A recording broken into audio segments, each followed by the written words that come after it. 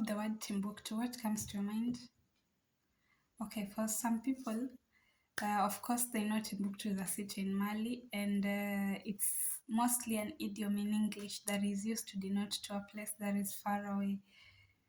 But Timbuktu is just more than a place because when we look at history, it reveals that Timbuktu, just like Alexandria in Egypt, is one of the places that holds one of the most significant documentary heritage in pre-colonial Africa, because it is a city that largely valued reading and writing, and it's basically a place that proves that Africans also had written and also had written a written tradition, and they also basically knew how to read and write, and did not only promote their history or transmit their history orally.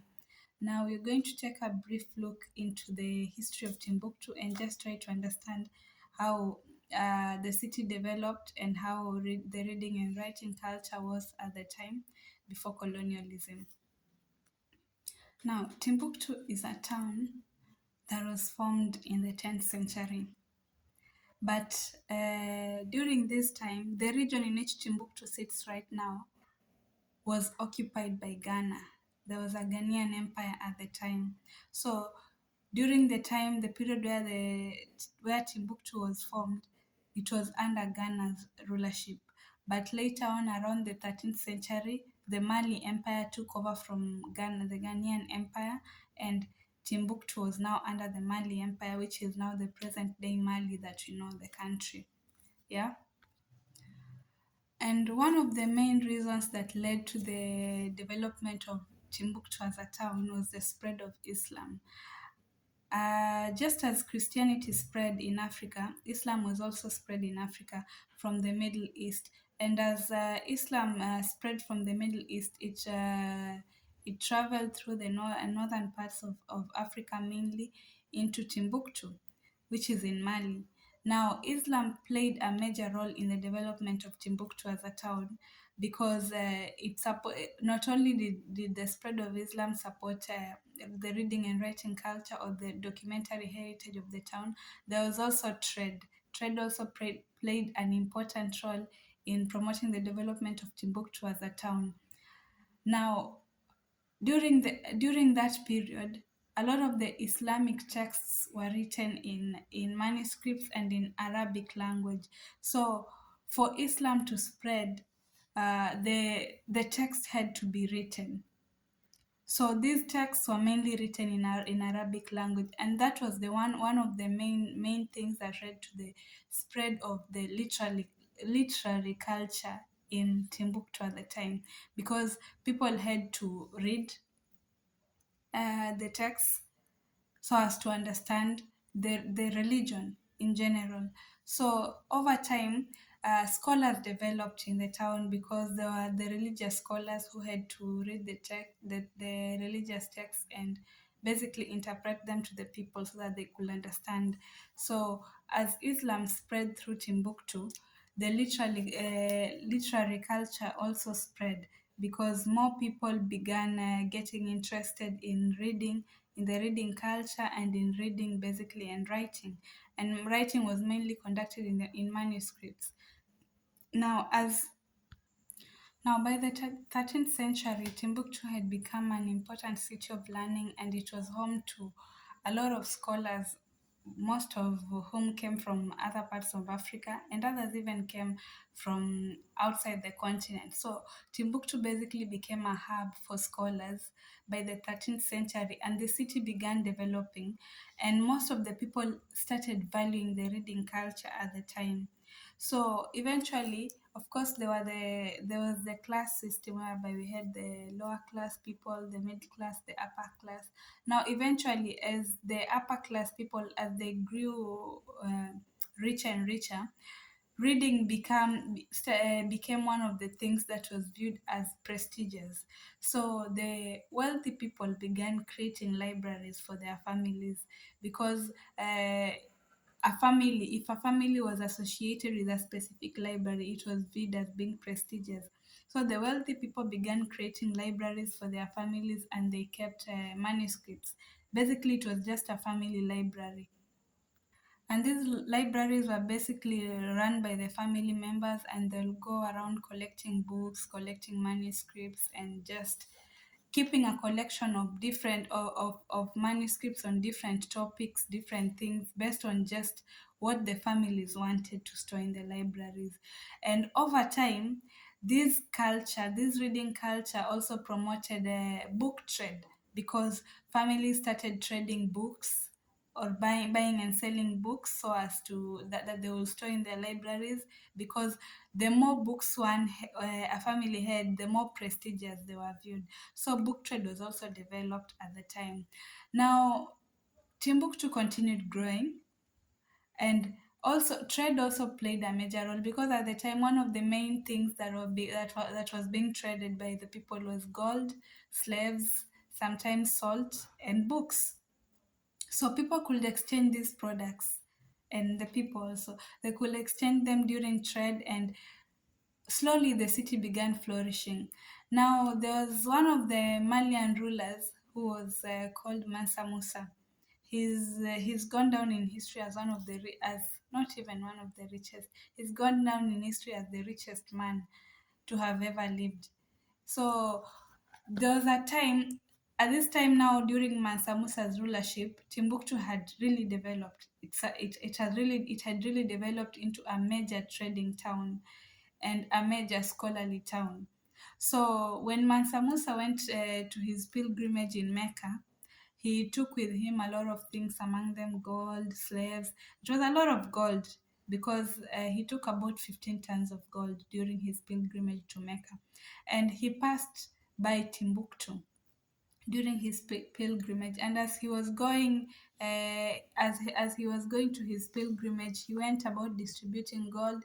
And at the time, uh, he ended up distributing almost all of the gold that he had, and it is said that after this distribution, the price of gold dropped in the entire world, because by then Mali was really one of the largest countries to engage in gold trade, because it held about, it traded about two-thirds of the world's gold, like was traded in Mali. So it was a major trading town, and it was, and Timbuktu, which was flourishing at the time, was also had also developed into one of the major trading towns. So as Mansa Musa went for his pilgrimage, he arrived in Mecca, of course. When he came back with other professors from the Middle East, and he took them to Timbuktu, because the reading culture had really developed at the time, and he took them to Timbuktu so as the professors could exchange notes with the African professors, but it is said that the Arabian professors could not match the intelligence of the African professors. That is what is said in history anyway. So when he came back, he brought more scholars, more professors. He started constructing. He constructed a mosque. He funded the construction of different buildings, and the town continued to develop and continued to flourish. So by the mid 1500s, Timbuktu had really flourished, and it even went to a point of developing a university, establishing a university which was called the Sankore University. And this university was mainly an Islamic university that was created mainly to promote Islamic knowledge, or knowledge on the religion. And Timbuktu also went ahead to create about 180 Quranic schools, because Islam was the major religion at the time. So even education at the time was mainly in Arabic, and the Islamic religion was mainly promoted in its education. However, around 1591, Timbuktu was invaded by the Moroccans. And during this invasion, the invasion was mainly because of the invasion was mainly because of power struggles that existed between the different Islamic sects at the time, and the invasion lasted through the 18th and the 19th century, the Moroccan invasion. And during this time, when the Moroccans invaded Timbuktu, they ended up taking manuscripts and scholars and destroying their university and schools. So this invention basically led to the beginning of the crumble of the education system that existed, or the documentary heritage that existed in Timbuktu before colonization. So after the Moroccans invaded Timbuktu, eventually, by taking most of the manuscripts and the scholars, eventually the written written materials, the amount of written materials dropped, and even the scholars, who are most of them were taken into Morocco, and even now the education started. The education diminished because people are basically trying to survive the anarchy, and basically there was a lot of conflicts between the different Islamic sects. Now, even after the Moroccan invention, after the Moroccan invention took place, the French colonization then took place, because around the 19th century, Europeans explorers started setting out for Timbuktu to try and find the place due to its popularity, because over time it became very popular in gold trade, and basically just it's literary history. So around the 19th century, there were different European explorers that set out to find the place. Some attempted and did not find it, but eventually it was found. And this is when the French colonization now began taking place, and the French started colonizing Mali. So during the French colonization, a lot of manuscripts were also lost, and a lot of scholars also could not continue with no, with gaining knowledge or with dispensing knowledge at the time, because when the French colonized Mali, they led to the elimination of the Arabic language, because they impacted the French language in schools and in different systems. So basically, we had a case whereby the Arabian language started diminishing, and there are fewer and fewer people that could write and speak Arabic over time.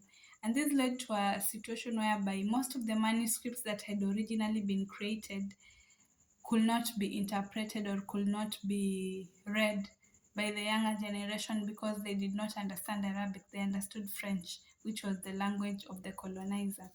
So Mali, even as French colonized Mali, they also ended up taking a lot of the manuscripts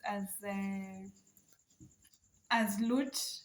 When eventually the colonization ended, they eventually ended taking up a lot of the manuscripts as spoils of war and looting. And this led to a situation whereby most of the manuscripts ended up getting lost or getting destroyed, because after the initial Moroccan invention and them taking the manuscripts, the French then came again and took other manuscripts, and this led to a loss of vast knowledge on different topics such as astronomy, physics, because the scholars wrote on almost everything, even African history, because there were most of the manuscripts, in as much as most of them were being written in Arabic, there are also others that were written in African languages, and these were called the Ajani texts. The manuscripts were called the Ajani texts, and they wrote on African history, they wrote on the culture, they wrote on a whole lot of different topics. And most of these manuscripts ended up being destroyed. Now, not all of them were destroyed, because there were some that were kept, because as I told you, there was a period whereby the wealthy families created their family libraries, their individual libraries. So these are some of the people that managed to keep their manuscripts to themselves, because during this invention and the colonization, the wealthy families, some of them decided to hide their manuscripts. Now, Timbuktu is a desert city or a desert town. So some people hid their manuscripts in sand, others hid them in their rooms, on their walls, or in their houses they dug walls, they dug holes and just hid them from the French and from the Moroccans.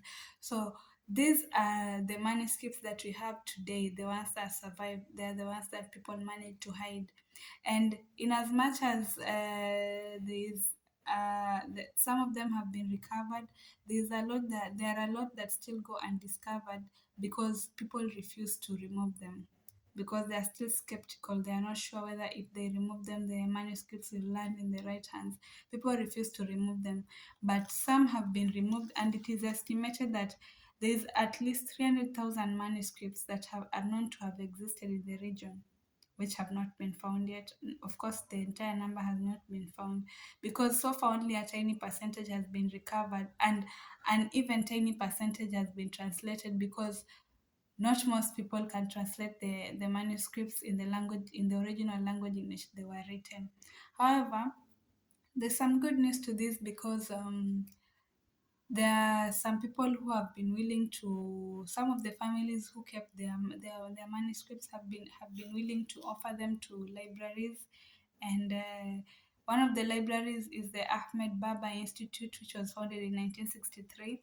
This is one of the libraries that holds over 40,000 manuscripts, one of the largest libraries. And it is basically, I think it was commissioned by the Malian government. Yeah. And there are also other smaller libraries that currently exist that hold the manuscripts, and the manuscripts are slowly being translated to try and understand not only Islamic theology but also the African culture and African history at the time, because these people wrote on a lot of things, almost anything and everything. So these manuscripts are trying to basically be translated so that we can understand the African history in pre-colonial times. Yeah, so basically Timbuktu is one of the cities or one of the towns that hold a great deal of African documentary heritage. And even as the manuscripts are being translated and are being recovered, we understand that a lot of them were still destroyed, and a lot of them were taken as loot, and a lot of them still, for those who decided to keep them and hide them, a lot of them were also could not be stored for years because they were still destroyed from just being kept in places. Others were eaten by termites because they were simply paper. So there's that challenge, but currently there's a small percentage that is still being translated in these libraries, and some libraries are actively working towards trying to encourage the newer generation to work on understanding the Arabic language so that they can translate the manuscripts and understand what they talk about and the history that has been hidden in these documents. Yeah, so that's that. We now understand that Timbuktu is not only a small desert town, but it's one of the places that was very significant to African history, trade, and reading and writing back in pre colonial Africa.